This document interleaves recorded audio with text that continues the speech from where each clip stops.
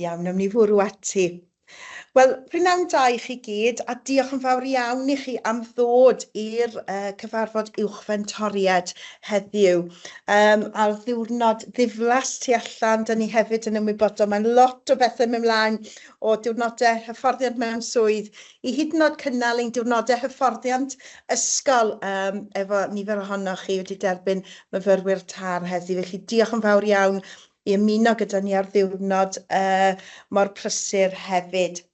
Felly, yn rhan o'n sesiwn ni heddiw, fydda i jyst yn rhannu y PowerPoint efo chi mewn funud bach, gobeithio eich bod chi'n gallu gweld hynny. Mi fyddwn ni yn mynd trwy'r canlynol os mae hynny'n iawn. Dyma rhai o'r pethau fyddwn ni'n cynnal yn ein sesiwn ni heddiw. Yn gyntaf, fydda i'n rhannu efo chi falle pethau diweddaraf sydd wedi bod yn digwydd yma yn Brifysgol Met Caerdydd a'r partneriaeth Caerdydd. Byddai'n rhannu'r adnoddau newydd sydd efo ni a rhannu y ffocws gwella ansawdd a hefyd rhoi diweddara am y safle'r Teams, partneriaeth Caerdydd, data gwerthuso a hefyd y pryder dros presenoldeb. Wedyn, fe fyddwn ni'n darparu diweddariad hefyd i chi ynglyn â'r gweledigaeth y partneriaeth o sut mae athrawon hyfforddiant yn dysgu. Felly'n gyntaf oll, newyddion da, da ni fel rhaglen addysg gychwynnol athrawon newydd wedi llwyddo cael ailchrediad gan y Cyngor Gweithlu Addysg. Felly newyddion da i ni gyd. A gyntaf oll, diolch yn fawr iawn i bawb sydd bod yn rhan o'r broses yna hefyd, sydd falle wedi dod i'r brifysgol i helpu ni gyda'r broses yr ailychredu, gyda'r rhaglenni. Rhan o'r meini prawf oedd wedi cael ei gyhoeddi yn rhan o'r brosiect acredyd yma oedd i ni rhannu ac i ddechrau darparu y gweledigaeth o'r partneriaeth o sut mae athrawon yn dysgu. Felly heddiw, da ni'n mynd i rhannu'r weledigaeth yna efo chi a gyda'n gilydd gobaith yw i weithredu hi a'i gychwyn yn y flwyddyn academaidd yma. Hefyd, fe fyddwn ni yn ystyried sut mae'r weledigaeth yn cael ei gweithredu a'i hwyluso yn ystod ymarfer cynigol. Da ni hefyd yn mynd i edrych ar dadansoddiad gwerthusiad mentoried ac uwchfentoried a gawson ni o'r flwyddyn 23-24. Ac roedd ymchwil ac ymholi wedi nodi fel ardal arall o flaenoriaeth sydd angen ragor o gyngor a falle chefnogaeth arno ni. Felly heddiw, byddwn yn cyfle i drafod, cynnig adnoddau a gweithgareddau a fydd yn helpu ni ddeall ymchwil ac ymholi yn well. Ac yn olaf, rhan olaf o'n sesiwn ni heddiw, byddwn ni'n edrych ar y gwerthusiad gan athrawon dan hyfforddiant, yn dangos bod sgyrsiau safonol mentoriaeth yn gallu cael effaith positif really ar ymarfer clinigol. Felly byddwn ni'n rhannu y ddata yna efo chi a hefyd cyfle i drafod ymhellach heddi y sgyrsiau safonol mentoriad gan rhannu adnoddau, gweithgareddau ac strategaethau sgyrsio safonol hefyd. Fe welwch chi y sleid fach yma a beth dwi eisiau dweud, os ydych chi eisiau darparu yr hyfforddiant i'ch mentoriaid chi a defnyddio'r adnoddau sydd ar gael i gefnogi ac i adrodd nôl i'r mentoriad, mae'n y groeso i chi ddefnyddio'r sleid sydd gyda ni heddiw ac fe welwch chi, os mae cefndir llwyd i'r PowerPoint, dyma y rhai fyddwch chi ddefnyddio ar gyfer datblygu proffesiynol eich mentoriad chi. Hefyd, rydyn ni wedi rhoi cyfleoedd heddi i ni gael dasg heddi ar ein cyfarfod ni, felly fe welwch i'r symbol isod. Os welwn ni'r symbol isod, byddwn ni'n gobeithio falle byddwch chi'n fodlon cynnig syniadau i ni naill ai trwy'r safle'r chat neu wrth sgwrsio efo ni y prynhawn yma. Felly wrth fwrw ymlaen, dyma yw flaenoriaeth partneriaeth Caerdydd blwyddyn academaidd 24-25, sef i rhannu ymyfyrio ar oblygiadau ymarferol a gweledigaeth o sut mae athrawon dan hyfforddiant yn dysgu, ac hefyd ystyried y gweithred strategaethau sy'n cefnogi defnyddio athrawon dan hyfforddiant o amser ymchwil ac ymholi. Ac yn olaf, fe fyddwn ni'n cefnogi mentoriaid i fyfyrio'r ymarfer a'i datblygu ac ymgysylltu gyda sgyrsio mentora. Felly dyna'r tair blaenoriaeth a fyddwn yn siarad am heddiw. Yn nesaf, dwi eisiau jyst rhannu gyda chi bach o'r diweddarau a beth sydd wedi digwydd hyd yma.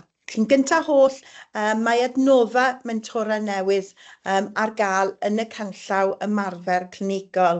Dwi wedi ceisio gosod yr canllaw ymarfer clinigol yn y chat, ond dwi ddim wedi bod yn llwyddiannus.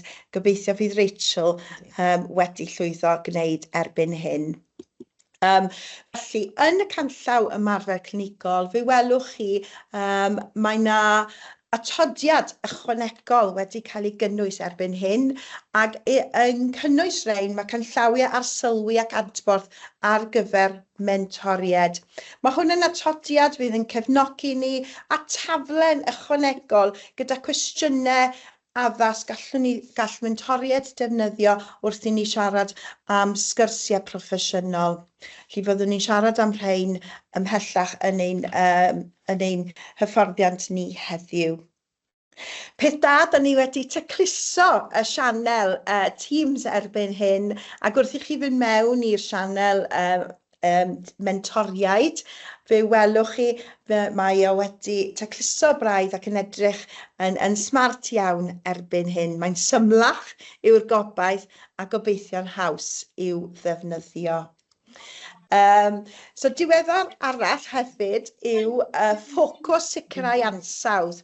Eleni, mi fyddwn ni yn edrych ar y sgyrsiau mentora yma. Yr hyn fyddwn ni yn trafod heddiw, ac wedyn wrth i uwchfentoriad a thiwtor y Prifysgol dod allan i wneud yr ymweliadau sicrhau ansawdd. Rhan o'n ffocws ni ar gyfer sicrhau gwella ansawdd ydy i gofyn cwestiynau am y dulliau o ymdrin a sgyrsiau mentora. A byddwn ni wedyn wrth holi chi o sut ydych chi'n cael y sgyrsiau mentora yma, byddwn ni'n casglu'r data yma i lliwio falle ein camau nesaf ni a'n blaenoriaeth ni ar gyfer y flwyddyn academaidd nesaf. Eto, bydd ffocws dal y sicrhau ansawdd ar parhau gefnogi cynllunio a gwrthuso myfyrwyr yn wedig o ran cynllunio ar gyfer cynnydd dros amser. Ond newyddion da falle y sleid nesaf, dwi'n mynd i nawr rhannu gyda chi data gwerthuso, a data sydd wedi dod i ddathlu ein mentoriad ni ac ei llongyfarch nhw, mae rhaid i ni ddweud hefyd gyda hyn. Dywedodd 95% o'r athrawon dan hyfforddiant fod y gefnogaeth ar arweiniad a gawsant gan ei mentoriad yn dda neu'n rhagorol, a dwi'n credu ein bod ni gyd un ar goll mor gwerthfawrogi y gwaith mae'n mentoriad ni'n gwneud, ac i gael canran mor uchel, dylswn ni dathlu y llwyddiant yna. Hefyd, dywedodd 95% bod athro dan hyfforddiant bod cyfleoedd i gymryd rhan mewn dialog gyda'i mentor i gefnogi ei datblygiad proffesiynol yn dda neu'n rhagorol. Felly gyntaf holl i ddathlu yr canrannau uchel yna yn sydd ni wedi derbyn gan ein athrawon dan hyfforddiant. Felly nesaf, dwi'n mynd i basio draw i chi i Rhian Griffiths, a fydd yn siarad tipyn bach nesaf am ein blaenoriaeth gyntaf ni, sef y gweledigaeth o sut mae athrawon dan hyfforddiant yn dysgu. Diolch Bethan, a pnawn da i bawb yn chi ar brawn hynod lawog a diflas. Felly dwi'n siŵr mae dyma lleolau ydych chi eisiau fod ar ddiwedd pnawn yn gobeithio bydd yr hyn o'n i rannu gyda chi yn hwylus ac yn ddefnyddiol ac yn ymarferol. Ac y gwelwch chi falle llynedd bod yna fwy o adnoddau ar y safle Teams i'ch cefnogi chi yn eich gwaith benyddiol fel uwchfentoriaid. Soniodd Bethan bod ni wedi cael yn ail ychredu, ac un o'r pethau bu ffocws mawr arno fo oedd y pwyslais yma ar Ganolbwyntio ffocysu falle ar sut mae athrawon dan hyfforddiant yn dysgu ac edrych ar y gwahanol haenau o sut maen nhw'n cywain gwybodaeth a sut maen nhw'n datblygu. A'r sgwrs gawson ni wrth drafod gyda uwchfentoriad newydd wythnos dwytha, a fe welwch chi nes ymlaen heddiw clip gan uwchfentor presennol, digwydd bod, yn trafod wrth gwrs bod taith pob un ohonyn nhw yn mynd i fod mor amrywiol ac yn mynd i fod yn datblygu ar gyflymder tra gwahanol. Mi gawson ni hefyd sylw mawr i ychwanegu canllawiau yn ymarfer clinigol, mae hynny wedi digwydd. A dwi'n edrych rwan ar yr e-bost, fydd anfonwyd atodiad ata chi, dwi'n meddwl mae had un prawn mae dderbynnu CEO at bob un ohonoch chi fel uwchfentoriad yn cynnwys copi y gallwch chi lawrlwytho o'r ymarfer clinigol newydd. Dwi hefyd wedi gofyn i Rachel ychwanegu fo yn y safle sgwrs. Felly, lle mae'r atodiad newydd os ydych chi wedi cael cyfle i agor ond neu bod ganddoch chi gyfle rwan, ydy atodiad 2. Ond cyn i ddechrau'r atodiad 2, be da ni wedi blethu ydy'r cyswllt rhwng ysgolion fel sefydliadau sy'n dysgu, yr SLOs yma, a beth ydyn ni'n trio wneud fel partneriaeth gyda'r darpar athrawon yma. Bod ni yn gorfod yn dydyn sefydlu ymchwilio ac ymchwil yngholi fel diwylliant newydd. Mae o'n rhywbeth sydd wedi tyfu'n blynyddol, mae o'n rhywbeth sydd wedi dod yn rhan mwy creiddiol o'r meini prawf ar gyfer mynd drwy ailuchredu. A mae o'n rhywbeth dwi'n gwybod brynhawn yma bod y myfyrwyr tar beth bynnag cynradd ag uwchradd yn cwrdd a'i research champions yn y Saesneg i ymchwilwyr ymchwil nhw, lle maen nhw'n mynd i fod yn dechrau trafod y ffocws ar gyfer i aseiniad cyntaf. Ddoe gaswn y sesiwn ddwyawr gyda ni yn y Brifysgol ynghylch beth ydy ymchwil ymholi, beth yw'r gwahanol haenau o ymchwil ymholi, ac fe welwch chi mewn eiliad gen i beth ydy'r rhai o'r canfyddiadau sydd wedi dod yn ôl gan yn ysgolion partneriaeth ni ynglyn â'r heriau ac hefyd y cryfderau. O ran y model yma o SLO, Ysgol fel Sefydliad sy'n dysgu, beth da ni'n edrych yna fe hefyd wrth gwrs ydy bod ni'n cywain gwybodaeth o bob un ffynhonnell mae'r myfyrwyr ma'n ei chael yn ystod y dydd. A fe wnaethon ni dipyn o waith yn y sesiynau hyfforddi wythnos diwetha, mae'n rhywbeth sydd wedi bod yn digwydd yn flynyddol, ydy bod ni'n edrych mewn ffordd am ddilliau mwy o creadigol i gefnogi rhai sydd falle angen mwy o gynhaliaeth wrth fynd yn ymlaen.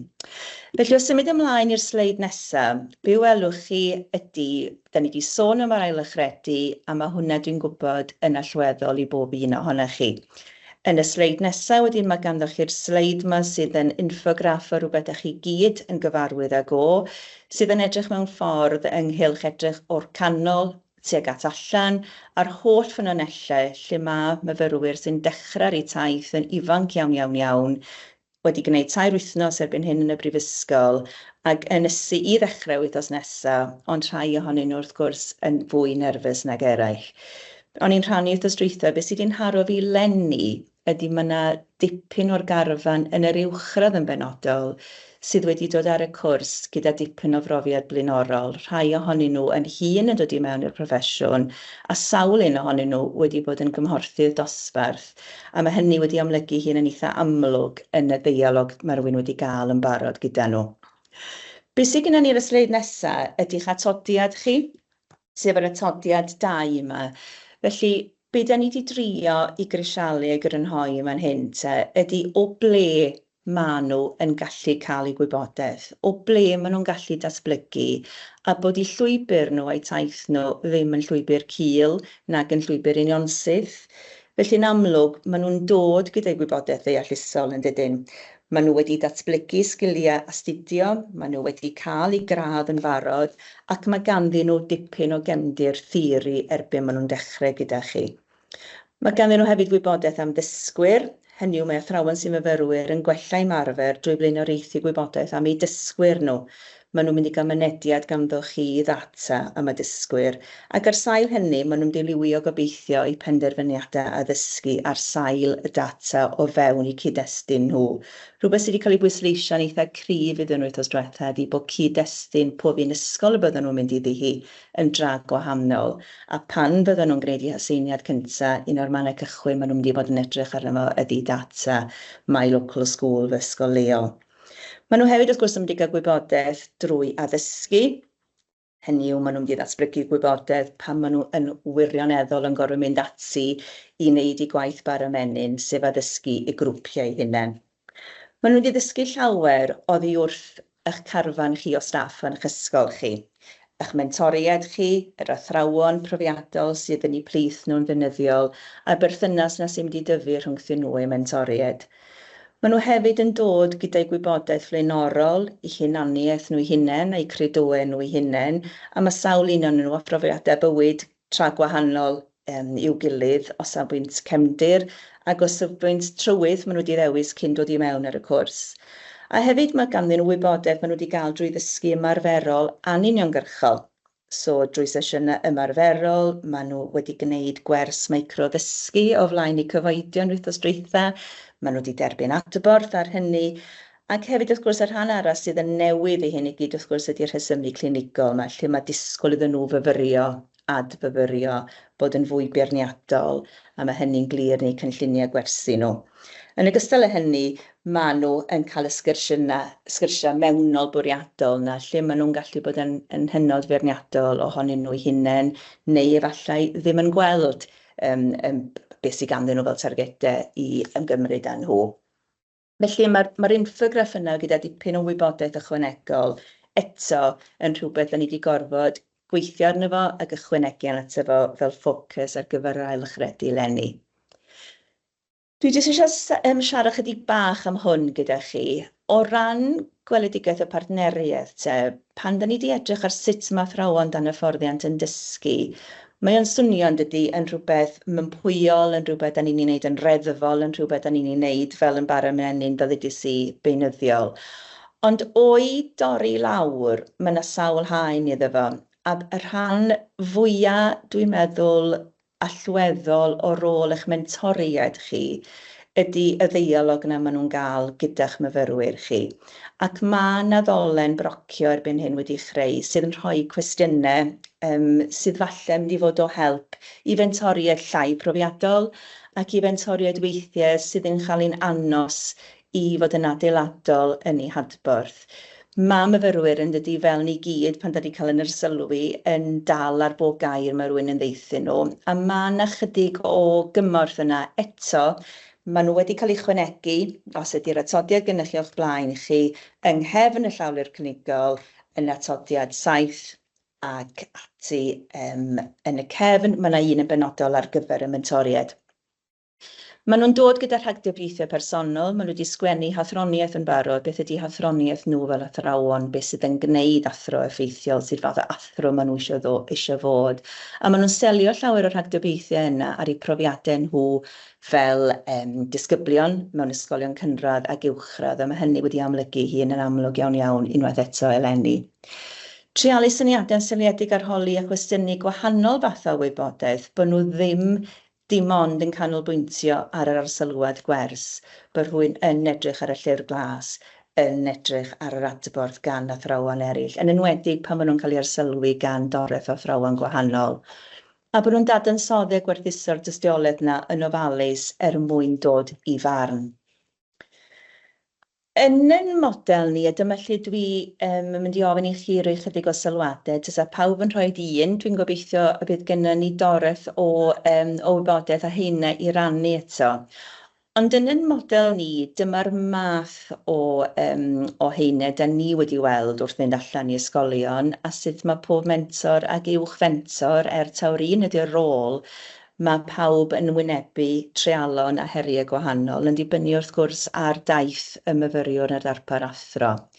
Felly beth dwi'n mynd i ofyn i chi wneud am un funud yn lle bod chi'n gwrando ar fi yn pregethu fan hyn, ydy pa ddilliau ydych chi eich mentoriaid wedi defnyddio, neu yn ei defnyddio ar hyn o bryd, i annog gwahanol fath o brocio clinigol mwyn bod darpar athro yn datblygu ar y daith o fod ddim yn ymwybodol i fod yn fedrus ac i gyrraedd safonau SAC. Felly, os allwch chi jyst rhoi un sylw, ydy o yn dysgu tîm, ydy o'n mynd â nhw i sector cynradd os dyn nhw'n yr uwchradd, ydy o'n golygu mynd i weld dilyn disgybl am ddiwrnod, ambell i syniad dwi wedi weld wrth fynd o gwmpas, ond llwch chi ychwanegu eich rhai chi a wedyn non i gael rhyw sgwrs fach fer.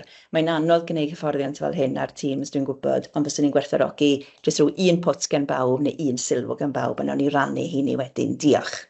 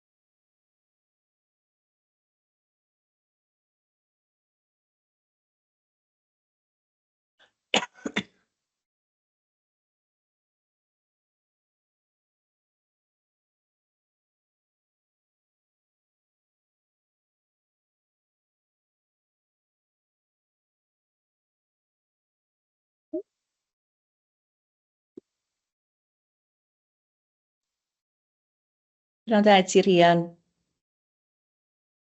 Nawn da.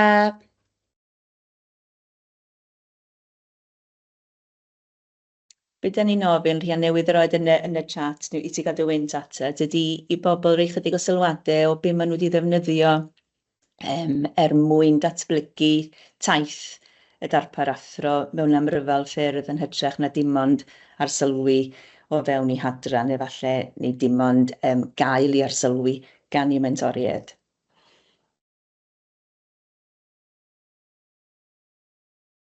Oce, mae yna lot o bethau arbennig o dda yn fan hyn. Os ai fyny drwyddyn nhw, ydych chi'n gallu gweld nhw, ond dipyn o'r bethau mewn ffordd ydy arsylwi gwersi athrawon cadarn. Yn yr amser ymholi na, maen nhw yn gallu yn dydyn os ydyn nhw'n cael trafferth gyda rheoli ymddygiad neu'n cael trafferth gyda asesu ar gyfer dysgu neu'n cael trafferth gyda gwahaniaethu. Dych chi'n nabod eich athrawon cadarn, a dych chi'n gallu mewn ffordd newid y ffocws, bod nhw ddim yn mewn ystafell athrawon yn darllen llyfr ymchwil, bod nhw'n cael gweld gymaint a maen nhw'n gallu yn y flwyddyn hon o arferion da. Mae sawl un ohonych chi wedi deud rhannu arfer da. Swn i'n bodlon ymelaethu, be ydych chi'n feddwl rhannu arfer da? Dwi'n gwybod beth mae rhannu arfer da ni'n licio, ond be ydych chi'n feddwl fel enghreifftiau sydd wedi gweithio i chi? Ysgol Groes Wen, sydd yn un sydd wedi rhoi y sylw yma. Ac Ysgol Gymraeg yn fan hyn, Kay Edmonds. Ydych chi'n mynd i deud ychydig bach fwy wrtho fi, plis?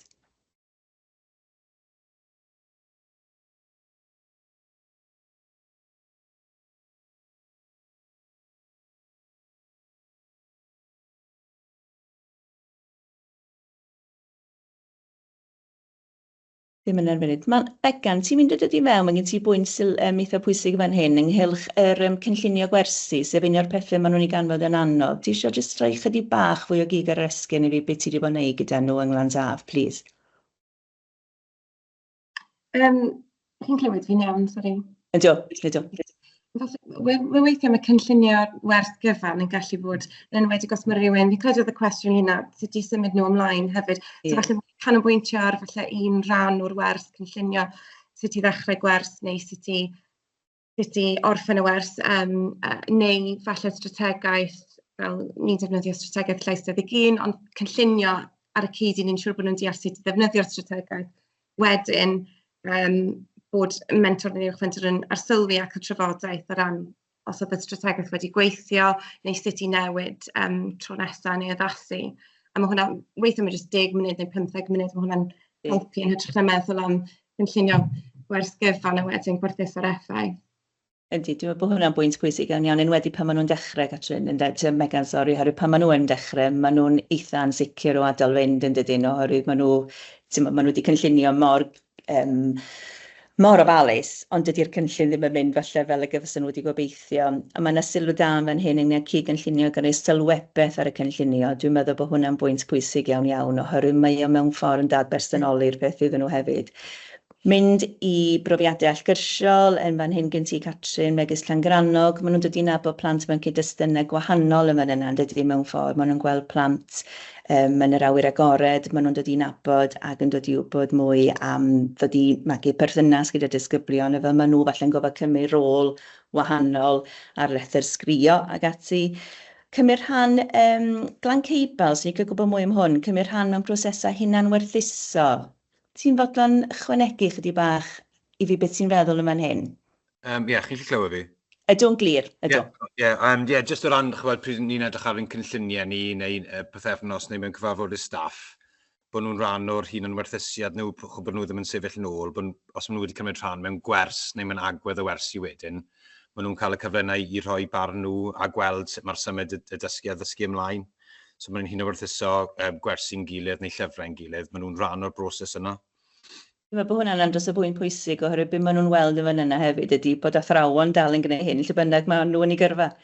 Felly, ti'n bod nhw'n rhan esbrygol o hynny. Dwi'n licio'r pwynt yn fan hyn gen ti Catrin, Ysgol Melin Griffith, cynnig strategaeth syml i dreialu sy'n realistig ac o fewn cyrraedd. Wyt ti'n gallu rhoi enghraifft i ni?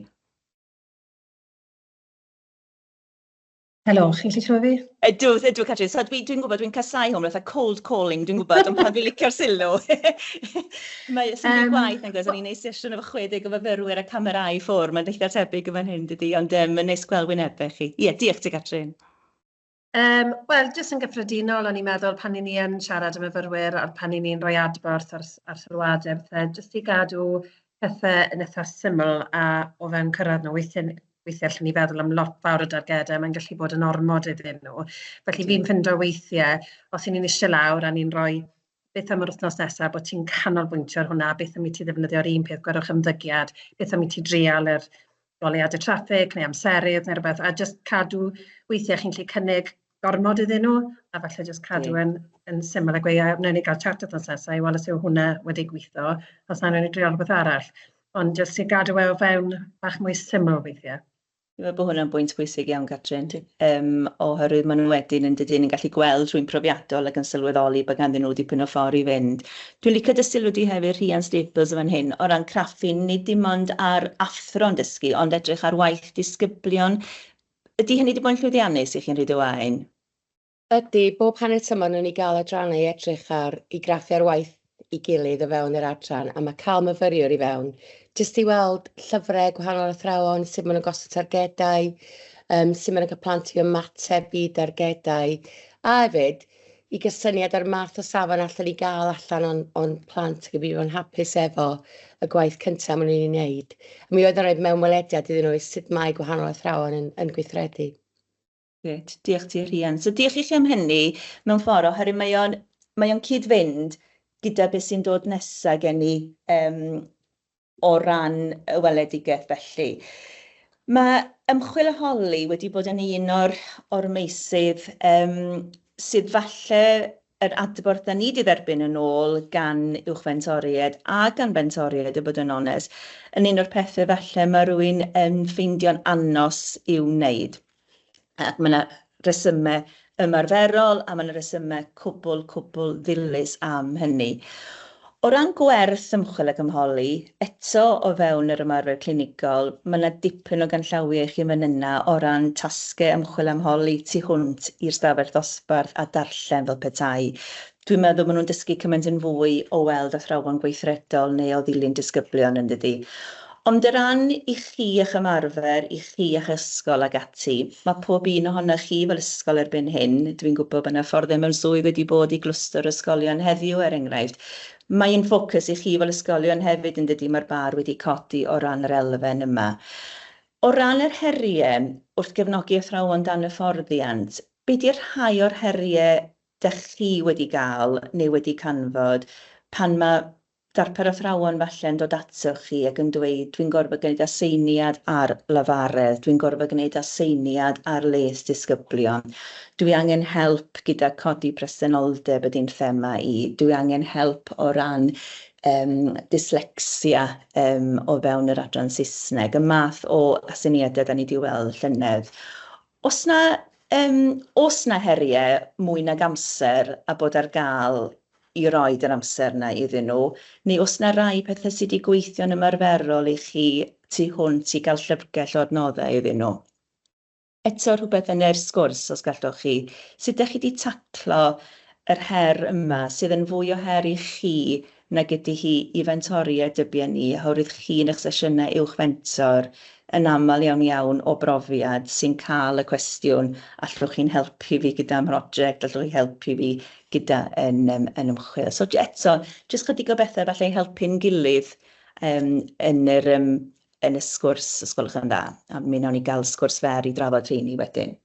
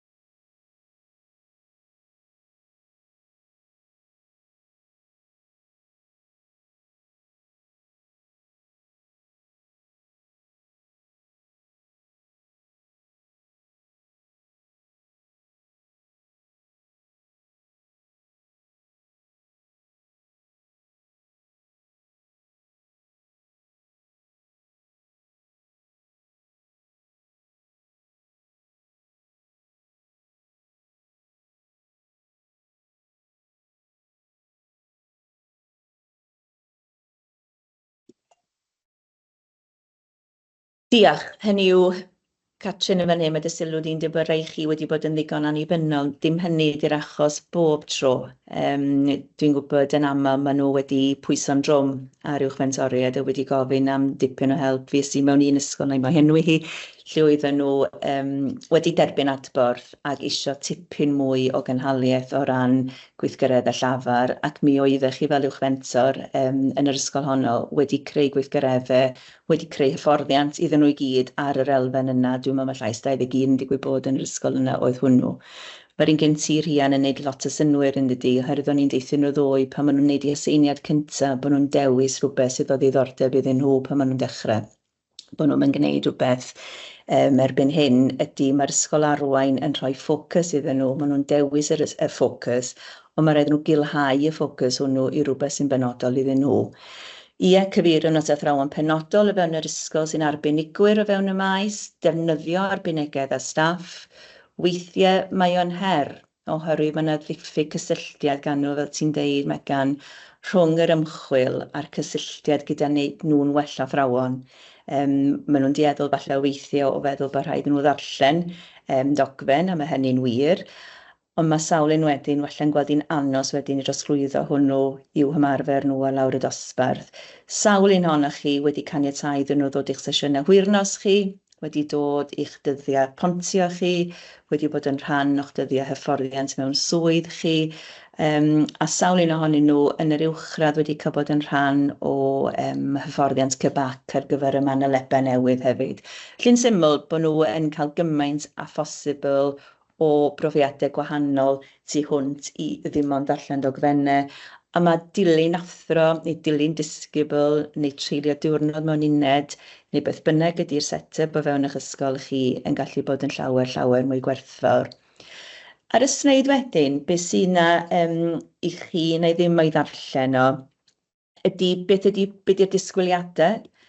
A'r disgwyliadau wrth gwrs ydy bod nhw gan y brifysgol ac o fewn gwahanol dasgau yn cael tasgau penodol i roed ar eu Pebble Pad. Ond dwi wedi crynhoi'n fan hyn ambell sylw sydd wedi dod gan bentoried.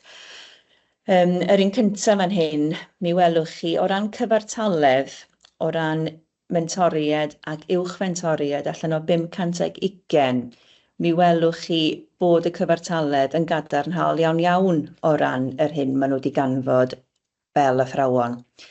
Mae'r cyfartaledd yn uchel oherwydd mi welwch chi ar yr ochr chwith. Mae'r strategaethau'r ymchwilwyr iddyn nhw wedi cael eu gweithredu o fewn gwersi, sef beth oedd y tîm ecan yn gyfeirio ato fo'n fanna yn y sgwrs, nad ydyn nhw wastad yn ei ffeindio'n hawdd. A bod yn amlwg yr rheswm maen nhw'n gorfod gwneud hyn ydy i wella eu haddysgu eu dysgu nhw.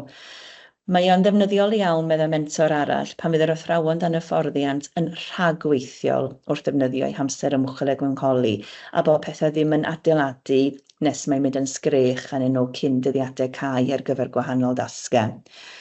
Ar ôl cwblhau'r gwaith, mi oedd hyn yn wych, meddwl mae'r clinigol 2, mae wedi dod yn fwy cyfarwydd, pan gaeth ei ddefnyddio i ddeall yn iawn o ran amser, oherwydd pan maen nhw'n dechrau gyda chi wythnos ar ôl nesaf, mi welwch chi fyna dipyn o amser ar ei amserlen nhw o ran ymchwil ag ymcholi. Ond dyna di'r her i chi ynde fel uwch-fentoriaid ydy sut ydych chi'n mynd i ddosrannu gweithgareddau iddyn nhw, bydd yn fuddiol iddyn nhw, fel mae'n deud yn fan hyn, ond mae'n rhaid ei esbonio mewn ffordd hawdd iddyn nhw i ddeall, a mae hwnna'n gwbl wir. Nid ymchwil academaidd ydy ymchwil ag ymcholi bob tro. I rai, maen nhw wrth i bodd gyda fo, i eraill, maen nhw'n defnyddio amryfel ffyrdd mwyn gwella eu harfer nhw. Mi welwch chi wedyn yn y sleid nesaf gen i ydy yr heriau sydd wedi dod yn ôl. Yn cael ei ystyried yn ddefnydd llai defnyddiol effeithiol amser athrawon. Mae da ni wedi tynnu rhain o'ch gwerthusiadau chi ar ddiwedd y flwyddyn. Treulwi gormod amser yn cwblhau ymchwil ag ymcholi a gymerodd amser i ffwrdd o'r amser a dreulwyd yn cynllunio a chyflwyno gwersi o ansawdd uchel. Felly, beth bydd yn digwydd yn wahanol tro hwn, fysa rhywun yn gofyn yn fan yna. Y bwlch, fel nes ti Beca, dodi fanna, dylai gwneud yr ymchwil ymcholi gorau yn yr ystafell ddosbarth. Ni chymerodd y myfyrwraig i amser allan o'r dosbarth i gwblhau darllen, a chredaf mai dyna pam i bod mor llwyddiannus meddai un mentor. Ac mae'n arall wedyn wedi nodi fan hyn, gallai weld sut mae hyn yn ddefnyddiol i fyfyrwyr rhagweithiol ac ymgysylltiedig iawn. Ond yw'r myfyrwyr hynny sy'n llai felly, nid yw'n effeithiol.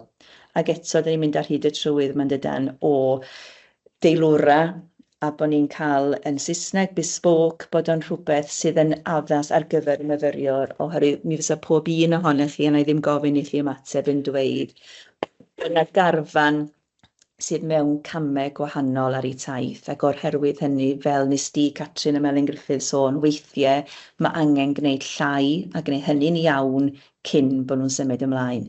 Felly, mae hwnna jyst yn rhannu gyda chi yr heriau da ni wedi glywed a hefyd y disgwyliadau da ni wedi cael ein clymu iddyn nhw, ond pan mae o'n cael ei wneud yn dda ac yn effeithiol a mae'r sesiynau uwch-fentor yn cefnogi, maen nhw'n dod yn ôl ac yn teimlo'n llai petrus amdano fo. Dyma beth sydd yn y strategaeth da ni wedi chrisialu ydy beth ydy bwrpas o ta. Wel, ddarganfod neu archwilio ymarferwyr a dysgwyr, sef beth ydych chi wedi ddeud, sy'n dysgu gyda rhesymeg a dull gweithredu sylfaenol y gellir esbonio neu amddiffyn. Mae ymholi proffesiynol yn pwysleisio dulliau systematig a chylchol o fyfyrio sy'n creu casgliad y dystiolaeth i sicrhau gwelliant. Yna, gellir rhannu'r canfyddiadau fel ei bod yn fwy na myfyrio, a be mae rhywun yn ei annog yn ei blwyddyn yma, wrth gwrs, ydy i fentro, i arbrofi, i wneud camgymeriadau, ac yn mwyn gweld pam bod rhai bethau'n gweithio'n well iddyn nhw. Megis gyda sesiynau digidol, mae rhai ohonyn nhw eisiau chwarae hi'n saff, mae rhai yn nhw'n fwy arbrofol yn ei ddulliau. Mae'r amser ymchwil ymholi yn rhywbeth pan ydych chi'n cael eich sesiynau uwch-fentor a pan mae o'n cael ei wneud yn effeithiol, Mae o'n gallu dod â sawl math o wybodaeth yn ôl atoch chi pan ydych chi wedi trefnu amserlen ar sylwi iddyn nhw, pan ydych chi wedi trefnu amserlen maen nhw wedi dilyn disgybl neu maen nhw wedi treulio cyfnod gyda athro dosbarth neu gyda tiwtor dosbarth. Mae'r adrodd yn ôl yn gallu bod yn ddiddorol iawn iawn pan maen nhw'n gorfod dad bersonoli ac edrych mewn ffordd pam bo hwnna wedi gweithio. Pan mae'r gweithgareddau yn ystod amser ymchwil ymholi yn fanteisiol, mae'n defnyddio sawl ffynhonnell fel ddudais i, ffynhonnell ysgrifenedig ar ymchwil, ond ar sylwi na, y cynllunio tîm yna, mae sawl un o'r chi wedi sôn am hynny, a sa'n byd yn creu mwy o gynnwr iddyn nhw na pan maen nhw yn cael ei arsylwi. Da ni wedi cael y cwestiwn eisoes wythnos dweithio, sawl gwaith fyddai'n cael yn arsylwi yn ymarfer clinigol un. Y pethau bach yma sy'n poeni nhw'n mewn ffordd, fel ddudwch chi gynt ymarfer darna bach o wersi, da ni'n gafel yn ei llawn yn dydan yn eitha helaeth yn hanner tymor gyntaf yma, lle maen nhw'n cydweithio a dysgu tîm. Ar siarad yna, dwi'n meddwl fi'n cofio sôn wrthych chi llynedd yn aml iawn gyda cydweithwyr profiadol, athrawon rhagorol, maen nhw'n cael ein annos i ddadilfennu pam bod nhw'n effeithiol a be maen nhw'n ei wneud oherwydd maen nhw'n ei wneud o mor reddfol. Ond dydy ymchwil ag ymholi ar wahân i wella addysgu werth dim byd. Dylai fo gyfrannu at ddatblygiad athrawon o fewn yr ystafell dosbarth.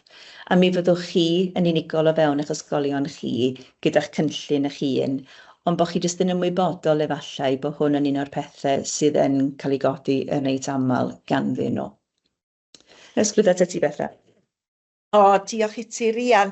Felly nesaf dwi'n gwneud tasg bach arall fel mae'n digwydd. Felly byddwch yn barod ar y sgwrs i falle roi bach o sylwadau lle, os yn bosib os gwelwch yn dda. Felly yn y rhan yma, beth hoffwn ni wneud ydy edrych ar un o'r safonau proffesiynol. A da ni wedi dewis yr un dysgu proffesiynol gyntaf, sef darllen ehangach a chanfyddiadau ymchwil. A da ni eisiau jyst rhoi yn hynna mewn sefyllfa wrth edrych ar y safon yma, beth mae'n ei olygu ar gyfer athro dan hyfforddiant sydd falle ddim yn ymwybodol neu'n ymwybodol.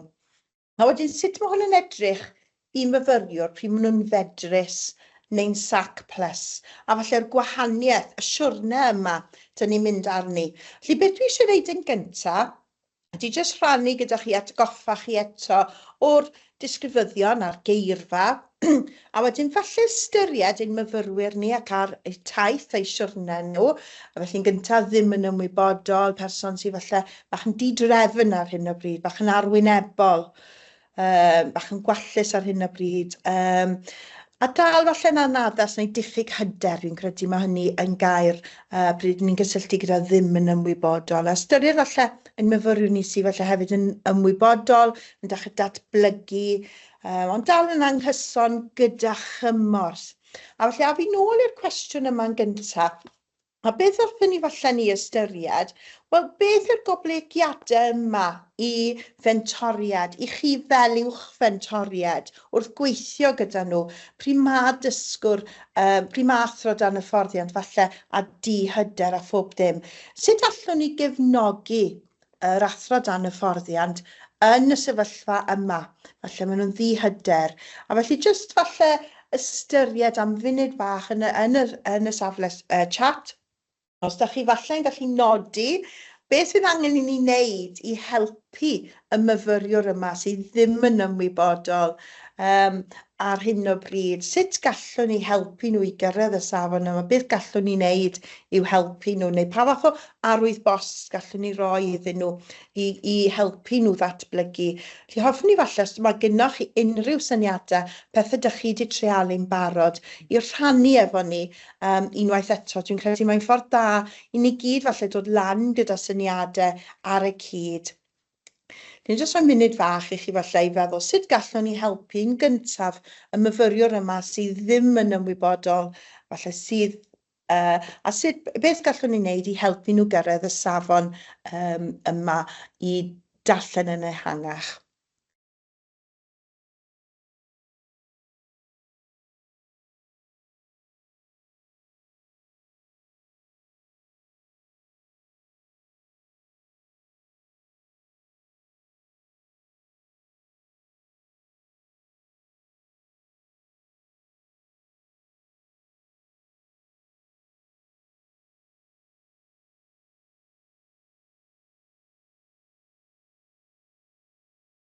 falle rhai pethau i helpu chi, enghraifft, os mae myfyriwr yn falle ddim yn ymwybodol, gallwn ni trio rhoi arwydd bost iddyn nhw, cymorth iddyn nhw ar sut i wella'r enghraifft, gallwn ni mentor, falle gosod tasg ymchwil ac ymholi i'r athro dan y fforddiant, falle os oes dim effaith ar yr ymarfer, falle enghraifft, falle ta gwahaniaethu mae'r targed yr athro dan y fforddiant, so dwedwch taw gwahaniaethu ydy hynny. Gall y mentor ei hunan falle cynnig bach o help neu falle tasg gallen nhw wneud, a hynny yw gallu fod yn pori trwy lyfrau. Mae'n gallu fod yn edrych ar waith blaenorol. Ond sut byddech chi enghraifft gyda myfyriwr sydd gyda targed gwahaniaethu, pa fath o strategaethau gallwn ni helpu nhw trwy ymchwil, beth gallen nhw i fod yn wneud? Diolch, mae Mark wedi rhoi fan hyn, cyd-gynllunio gwers a'i gyflwyno ar y cyd, a mae hynny'n peth da dydy hi i roi'r cefnogaeth sydd angen arnyn nhw, a wedyn cael yr amser ymchwil ac ymholi gan y myfyriwr i pori trwy'r llyfrau, edrych trwy'r esiamplau a gweithio gyda dysgwyr unigol yn ei amser ymchwil ac ymholi i ddysgu sut i wahaniaethu ac i gweld ymarfer mynd i'r sylwi ar falle athro profiadol yn wneud. Felly mae hynny'n peth da. Diolch Mark, cyd-cynllunio'r gwersi a gyflwyno bendant ar y cyd yn help mawr. Cest i diolch i ti fan hyn o Ysgol y Lawnt Triawdau, cynllunio ar sylwi ar addysgu ar y cyd gyda'r ffocws ar y hyn a dydynt yn hyderus. Mae'n syndod yn dweud, dyn ni gyd yn gweithio'n well mewn partneriaeth, yn cydweithio gyda'n gilydd, yn rhannu syniadau, ac dyna falle beth o'n i'n annog i wneud yn yr amser ymchwil ac ymholi. Does dim angen i ni bob tro gofod darllen erthygl, ond yr holl profiadau mae gallwn ni gynnwys iddyn nhw. A diolch i ti Rian hefyd, annog mentoriaid yw gyfeirio at ddarnau o ymchwil a sylwi ar gwersi arfer dda gyda nhw a'i ddadansoddi o safbwynt y strategaeth dysgu a theori yn yr ymchwil. Nid personoliaeth yr athro dan sylw. Mae hwnna'n pwynt da, mae Rian wedi codi fyna, dyfa, a y cyfle yna i arsylwi. Diolch i ti Catrin hefyd, rhoi arweiniad o ran y math o ddeunydd sy'n berthnasol a defnyddiol. A byddaf wastad yn gofyn i'r myfyriwr llenwi taflen a sylwi syml ar yr athro dosbarth yn addysgu a'i hannog i fod yn onest ei fod yn wastad yn rhy garedig a digon teg Mac, a falle mae galed yn dydy hi. Ond chymod be weithio mae'n peth da yn dydy hi. Os da ni'n gofyn i athro dan y fforddiant i arsylwi ar athro profiadol gan nodi cryfderau, ond falle hyd yn oed annog, oes na ryw darged, oes na rhywbeth bydden nhw'n hoffi gweld. Mae'n ffordd da iddyn nhw i werthuso, ffordd da i dy hefyd defnyddio bach o'r amser ymchwil ac ymholi yma trwy arsylwi a dysgu eto ohonoch chi fel athrawon profiadol. A trafod senarios gwahanol lle mae ymchwil wedi gallu cael effaith. Mae'r senarios yma yn Megan yn peth arbennig o dda. Rhywbeth gallech chi wneud fel uwchfentoriad, roi senarios iddyn nhw pryd maen nhw'n dod i'ch cyfarfod chi, sut fydden nhw yn gallu cael effaith, neu beth beth nhw'n wneud yn y senario yma. Am dyn ni gyd yn dyn ni falle yn mynd i wneud pethau'n wahanol, felly mae hynny yn strategaeth gwych. Diolch i chi. Ac yn olaf hefyd, taplo strategaeth ymchwil, peidio disgwyl i'n fabwysiadau strategaeth ymchwil anferth. Mae hynny yn deg yn dyfa. Pethau bach, gnewch y pethau bychan, a jyst i nhw trialu pethau bach ar lawr y dosbarth gyda'r anogaeth yna efo chi. Diolch i chi gyd am rhoi eich mewnbwn yna yn y safle chat. Mae yn helpu ni hefyd yn credu i ddeall gwahanol arddull dych chi'n ei ddefnyddio hefyd yn yr ysgolion a gyd gyda strategaeth da ar y gweill. Mae yna senario gen i yn y fan hyn, falle gallwn ni jyst rhoi munud fach i chi ddarllen y senario yma. Felly, mae'r athro dan y fforddiant yn ansicr falle sut i wneud y defnydd gorau o amser ymchwil ac ymholi. Ac mae'r mentor falle'n anhapus ei fod yn ei tynnu ffwrdd o'r ystafell ddosbarth. Felly fel welson ni yn un o'r sylwadau gawson ni nôl yn yr holiadur aeth allan yn tymor yr haf. Wel, sut allwn ni cefnogi yn y modd yma, yndyfe?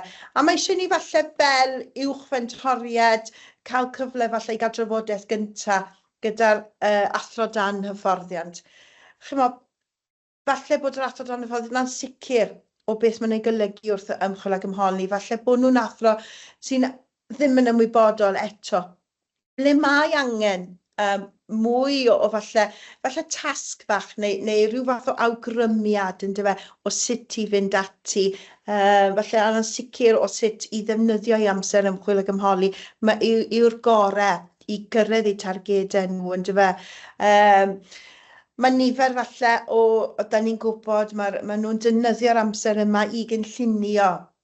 Ond wrth gwrs beth da ni'n trial i wneud ydy i nhw ddeall wrth arsylwi ar falle athro dan profiadol, cymryd yr amser yna i wylio ac dysgu oddi wrthyn nhw, mae yn werthfawr dros ben. Does dim rhaid i nhw adael y stafell dosbarth, maen nhw'n mynd i fod yn dysgu ar waith tra yn y stafell dosbarth o hyd, yndyfe. Falle fod yr athro dan hyfforddiant yn ansicr falle o'i dargedau nhw, ac felly jyst falle fel uwchfentor i gryfhau iddyn nhw beth oedd eu targed nhw a falle rhoi awgrymiadau.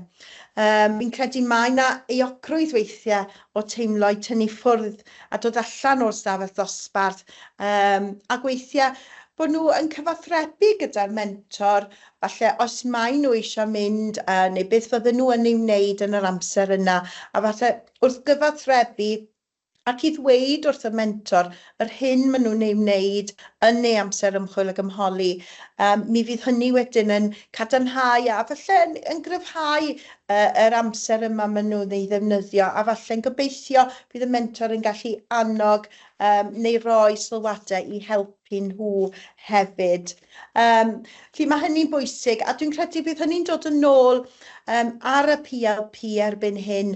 Mae'r athro dan hyfforddiant yn cael cyfarfod wythnosol gyda'i mentor, ac erbyn hyn ar yr templed mae na bocs cwestiwn yn gofyn ac i'r athro dan hyfforddiant i ddweud wrth y mentor beth maen nhw'n wneud yn ei amser ymchwil ag ymholi, a gofyn falle am strategaeth neu rhywbeth gallen nhw dreialu ar lawr dosbarth neu mynd i arsylwi. Y gobaith yw gyda hyn ar templed, pryd maen nhw'n cyflawni, os maen nhw'n cael cyfarfod mentor, mae'r athro dan hyfforddiant wedyn yn gwneud nhw'n atebol hefyd, bod yr athro dan hyfforddiant yn atebol i'r amser yma ac yn dweud wrth y mentoriad ac i chydithau fel uwchfentoriad yn union beth maen nhw'n ei wneud yn yr amser yna, a hefyd drwy drafodaeth gyda'r gobaith fydd mentor a'r uwchfentor chi'n gallu rhoi fwy o help a sylwadau o sut falle gallen nhw fwrw ymlaen. Nawr mae gennym ni fideo fach i rhannu efo chi. Dwi yn gobeithio mae technoleg yn gweithio hefo ni heddi. Felly na gadael chi wrando am hwn am funud fach, os fi'n gobeithio mae'n gweithio. Picking up on that idea that perhaps research and inquiry wasn't a thing when you were training, it wasn't a thing when I was training. It was all kind of about the craft of teaching, wasn't it? The craft knowledge. And I suppose it's still a relatively new thing for our students when they come to you. And I suppose they will often look to their mentor as a source of quick fix craft stuff. How do I get them to sit down? How do I get them to listen? That kind of thing. The name, perhaps a little bit off-putting, research and inquiry, kind of, makes you think of books and, reading and stuff that's not necessarily going to save you from year 9 on a Friday afternoon. How do you sell this to our student teachers who say, I don't want to read, I don't want to research, I just want to know how to teach? What's the sell from your point of view? As a mentor, I would start out with suggesting educators to follow on Twitter.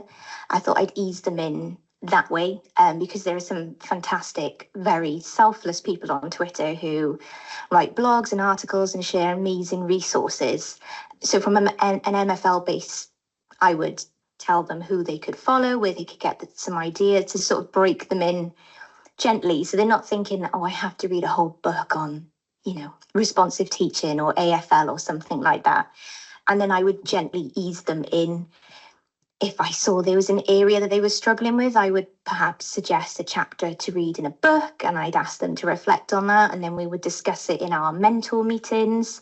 So yeah, I like to break them in gently and build it up from there. I never ask them to read a whole book, but I certainly prescribe chapters from books to help them do that.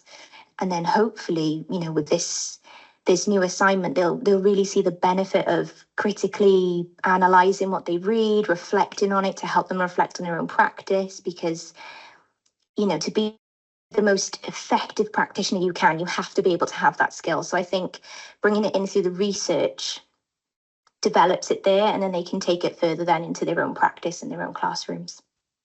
And I suppose bringing it back to your role as senior mentor now, I would bet that you've maybe got some mentors in the team who aren't as open to the idea of student teachers spending time away from their practice and away from the classroom doing some of the research and inquiry activities that you've just described. So what do you say to them to convince them if they're saying, well, no, I want them in the classroom again and again and again, I don't want them off reading and researching? What would you say to convince them? I have had a few questions about, do they have enough time teaching? But I always say to them, they need this time to reflect. They need to be able to look at areas that they're struggling with. And this is your opportunity as a mentor as well to guide them and to say, look, I think you should go watch so-and-so teach, with the focus of questioning or the focus of AFL. Reflect on that. What have they done? Could you make that work for you in your classroom? So we need to bridge that gap between theory and practice. Doesn't always work. That's why we take it with a pinch of salt. That is why we critically analyze everything. But I think until they're able to do that, then their teaching practice itself is never going to be, at the top of their game. They need to have that link. So I think, the mentors are starting to understand the importance of that, and hopefully will continue to do so. It's important to understand, isn't it? It's not just about reading. There is a kind of practical aspect to it. And I suppose if you are struggling with a little bit of your teaching, you don't necessarily want to teach entire lessons over and over just so you can deal with, I don't know, the 10 minutes at the start or the 10 minutes at the end.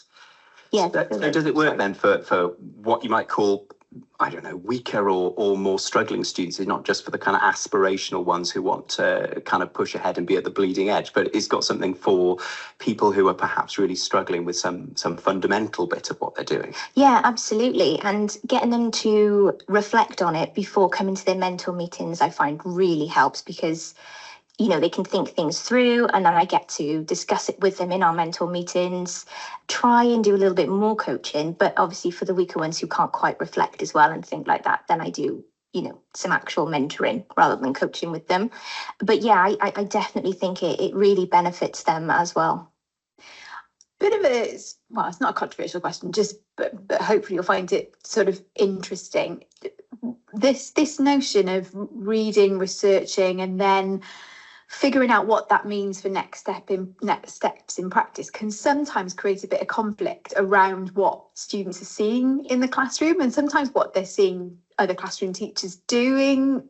Has this ever come up? How do you navigate that? Is this a good thing? What do you think? I do think it's a good thing, because again, you can't take what's been written as a given. Sometimes the theories, they sound amazing in theory, and then you take them into the classroom and you think, oh my goodness, what you finished teaching, you said that really didn't work. So I think from that perspective, it's a great opportunity for them to develop their reflection and their critical skills. I haven't come up against that as yet, but if it were to, then that is something that I would explain to them, because to be the best practitioner you can be, you have to be able to reflect on the good as well as the bad. I'm just thinking back now to a point you made earlier on, about when you choose to coach and when you choose to mentor. And I remember speaking to one of your former MFL student teachers, actually, who'd been with you for the first placement. So, from when she was quite novice to the classroom. And there were some approaches that you took that were, you could probably argue, were quite prescriptive and a mentoring approach, but that she, I know because she told me, really benefited from those approaches. I think you asked her to do a specific bit of reading and then do some deliberate practice. Tell us about the approaches that you take specifically with novice teachers with research and inquiry. Usually in CP1, it is more of a mentoring kind of role because they are so new to everything. They haven't done that much reading, so they don't have that much experience and the ability to, as you would in a coaching conversation, reflect that deeply and have, you know, suggestions, solutions that they can go to. Generally in CP1, I will offer more advice and suggestions and point them in the direction of particular chapters to read or interventions to try, strategies to put in place. When it comes to CP2, generally you can start to do a bit more coaching because they've had that experience in CP1. But again, it all depends on the student in front of you. Sometimes I need to do a mixed approach. Sometimes I have to take it back to more mentoring than coaching. So yeah, it does depend on the student in front of you. Dyna ni. Ac felly, i grynhoi, gobeithio, symud ymlaen yn gloi, ddim eisiau gwrando arno fi eto. Felly, yn i grynhoi, really, fel top tips fydden ni dweud, cefnogi a trosglwyddo, really, rhai o'r pethau dyn ni wedi bod yn trafod heddiw. Ein bod ni yn ystyried y myfyriwr, yr athro dan y fforddiant, a'i ble mae nhw ar eu siwrne nhw, os maen nhw ddim yn ymwybodol. A oherwydd hynny, falle erbyn amser nhw ddod yn fwy fedrus, fydden nhw wedyn yn cymryd mwy o gyfrifoldeb o beth maen nhw'n wneud yn ymchwil gymholi. Ein bod ni'n cefnogi'r myfyrwyr i ganolbwyntio ar weithgaredd yn yr amser ymchwil a gymholi yma. Enghraifft, flaenoriaeth pedagogaidd, felly enghraifft, falle gwahaniaethu fydd eu targed nhw, a'i bod nhw'n defnyddio'r ffocws yna wedyn i wella ar eu targed nhw trwy eu amser ymchwil a gymholi. A ni'n gallu fod yn arsylwad ac yn pori trwy lyfrau, trafod arsylwad athro profiadol. A falle sicrhau fod y targed yna wedyn eu bod nhw'n atebol yn dydyn nhw, bod y myfyrwyr yna yn atebol a bod nhw yn mynd ati i fwrw ar y targed a wedyn dilyn really, yr athro dan y fforddiant yna a gofyn iddyn nhw wedyn pryd mae'n dod nôl wythnos ylynol beth maen nhw wedi gwneud a gofyn am y wybodaeth ar sgwrs proffesiynol yna drwy gwestiynu nhw ar falle beth maen nhw wedi weld a beth hoffen nhw ddefnyddio yn yr ymarfer, beth wnaethon nhw gwneud tra bod nhw yn addysgu a beth oedd y cam nesaf wedyn. Dwi nawr yn mynd i drosglwyddo draw i Rian, sydd yn mynd i drafod tipyn bach am yr adnoddau really, i gefnogi ymchwil ac ymholi. Ti eisiau fi glicio? Na i jyst sôn yn byr, falle nawn ni ddim i chwarae nhw i chi heddiw, ond dwi'n meddwl yn bwysig bod ni'n dangos nhw i chi. Wnaethon ni sôn yn dod y dechrau bod na dipyn mwy adnoddau wedi cael eu creu i gefnogi chi fel eich mentoriaid a hefyd i gefnogi eich mentoriaid chi. Dwi'n ymwybodol iawn nos fory'r enghraifft, da ni'n gwneud sesiwn i fentoriaid newydd a mae yna dipyn o fentoriaid newydd eleni sydd yn beth da. Felly byddwn ni'n mynd dros llawer o hwn gyda nhw, ond wrth gwrs mae'n bwysig bod chi hefyd yn ymwybodol ohonyn nhw. Un o'r pethau ychwanegol yn yr ymarfer clinigol leni, dwi'n gobeithio fydd o help i chi, ydy atodiad saith, sydd yn sôn am gynnwys mewn ffordd y fideos mae da ni wedi greu. A beth ydyn nhw, ydy fideos yn sôn ynghylch ble neu'r dulliau gwahanol y gallu di defnyddio pan ydych chi yn cynllunio ac yn rhoi arsylwi ac yn adffordd i'ch myfyrwyr.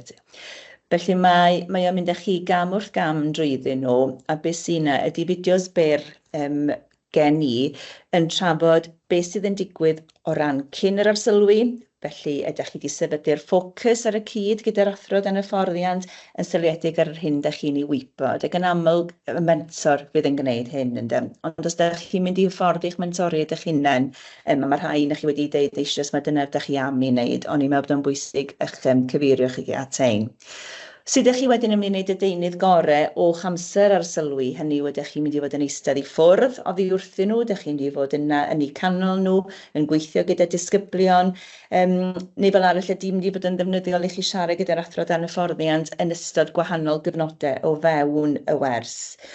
O ran yr arsylwi, mi welwch chi bod yna 4 pwynt bwled gen i o ran beth yw'r ffordd orau o roed adborth iddyn nhw. A'i chi'n arwain, neu'r mentor yn arwain, felly mae cryfderau mi sydd wedi datblygu yn cael ei darparu yn eitha uniongyrchol ac yn syth gan y mentor, a'r athro dan hyfforddiant wedyn yn gwrando ar y targedau'r heini.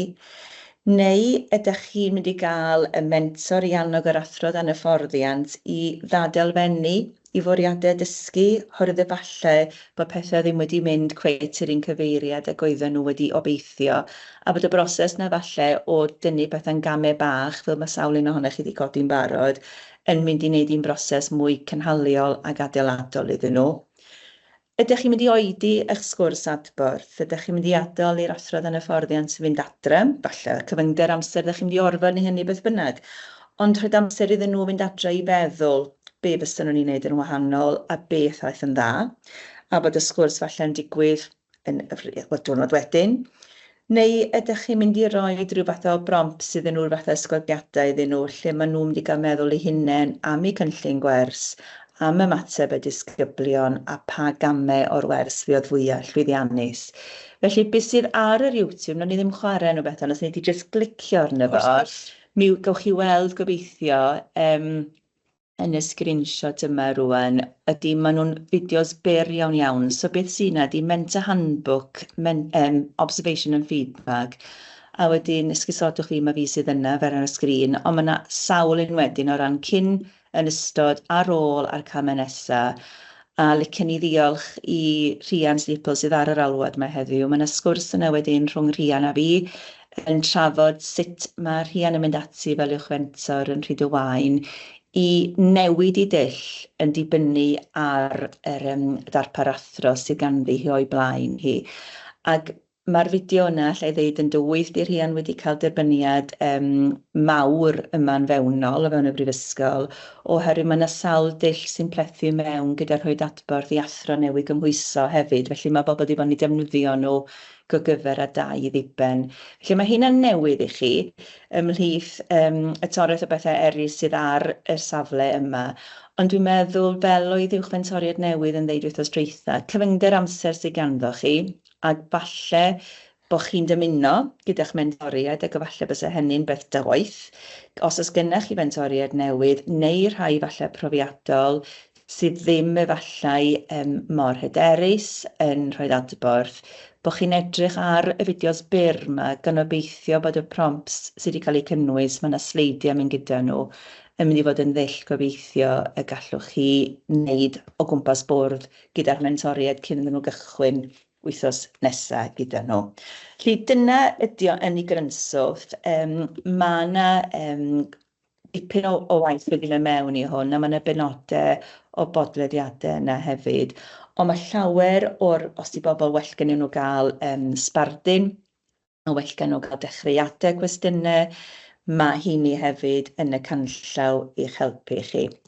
Felly dyna ni grynswth ydy hwnna wedi grynhoi i chi, a mae o'n ymwneud yn aml iawn gyda dad bersonoli. Mae'n hawdd yn dydy pan maen nhw'n hedfan, mae'n hawdd pan maen nhw'n cyrraedd medrus, ond rheini sydd yn cael taith chydig bach mwy ansicr, ac mae yna rai, da ni gyd yn gwybod hynny, weithiau mae rhaid ni fod yn fwy dewr yn dull falle o ymateb. A beth sy'n fan hyn ydy dipyn o rannu arferion da sydd wedi digwydd yn y clwstwr yma y llynedd.